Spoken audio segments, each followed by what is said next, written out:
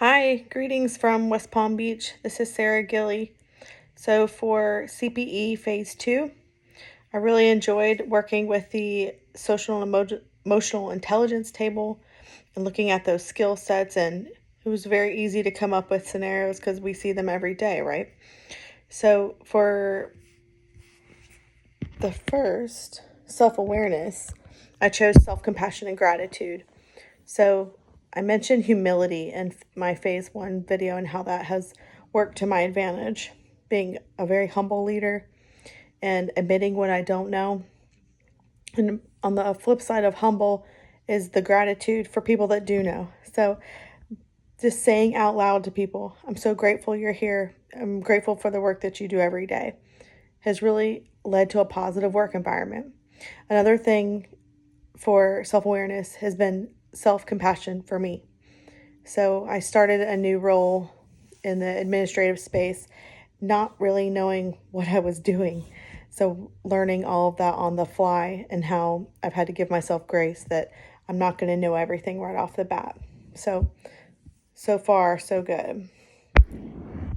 So also goal setting and stress management. I've took on a lot more responsibility in the past year, and I've had to kind of come up with an outlet for my own stress. So I started reading. I used to read as a teenager, but got busy, had children, and now I'm picking up again. So I chose this year to read audiobooks. I guess that counts, but because I can do them in the car mostly. So it's the end of February, and I'm on book number 6 this year. So my goal is 1 book a month. So also verbal and written communication. So there's a time and place for everything, right? So I do a monthly staff meeting with my staff, and I come up with a template all on paper, and I read from my template. It's kind of notes for me to go off of, but I also put in visuals and screenshots and stuff like that. And I also leave that there when I'm gone with a read and sign as that they received a written communication about what we talked about, and they can refer back to it too. So part of not knowing what you don't know is a lot of research. So I also chose research and curiosity. So my background is informatics, and in the informatics world, it's a lot of who's your subject matter expert. So I know who my subject matter experts are out there, and learning like how they can help me, because they want us to succeed, right? So having a process, I chose my particular scenario. I had a change in employee for palliative care at my hospital. So I was learning, okay, well, what's their process? How do they receive consult? How do they have a report for it? And learning like, okay, so I had to get really curious and kind of get granular with it. So reaching out to see, okay, what's the utilization of our palliative care consults?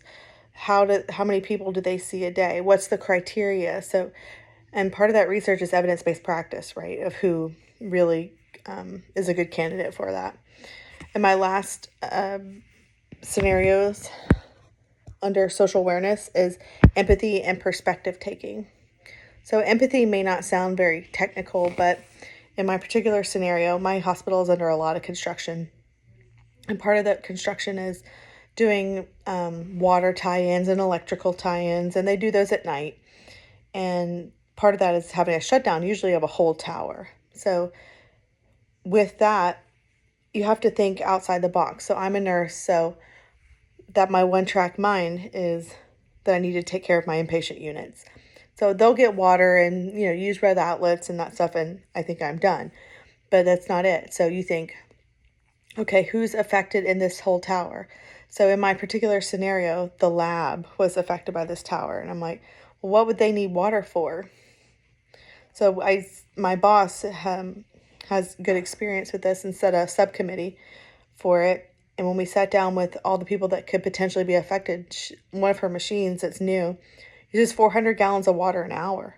So seeing that perspective from her side and how disruptive that will be for their normal workflow at night, and just taking that and their feelings, what what makes them stressed about this shutdown, what could potentially go wrong, and seeing their side of things